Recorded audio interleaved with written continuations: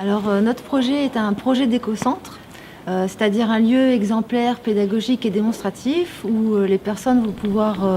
suivre des formations, de l'information sur des pratiques écologiques. La particularité de notre éco-centre, c'est que ce sera un lieu d'hébergement où on pourra donc accueillir des stagiaires, mais aussi des particuliers qui auront envie de passer un séjour différent pour pouvoir être sensibilisés à de nouvelles pratiques. Et il y aura différents pôles. Les énergies renouvelables, l'assainissement, l'éco-construction, l'agroécologie, le développement durable avec l'environnement et le pôle bien vivre que représente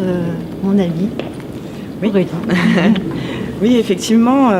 notre vision en fait, c'est qu'il y a une transition qui est en train de se mettre en place, qui est en train de se passer au niveau écologique, au niveau des modes de consommation, au niveau de notre rapport à la terre et à l'environnement. Et en fait, on a le sentiment que le rapport à l'autre et notre façon de se nourrir et la parentalité, la manière dont on éduque nos enfants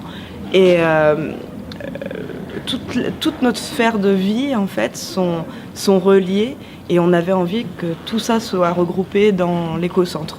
Donc en fait, ce qu'on a demandé à Leader, c'est de nous donner les moyens de faire une étude des définitions. Parce qu'on a cette vision donc de vouloir contribuer, participer à la transition, mais derrière, il faut que cette vision elle soit ancrée dans la réalité, dans une réalité économique, dans une réalité juridique, en étant conscient des impacts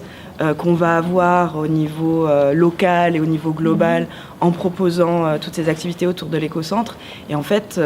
avec la subvention Leader, ça nous permet de point par point vérifier tous ces éléments pour être sûr que notre projet fait de cette manière a du sens et contribue de manière optimale à cette vision.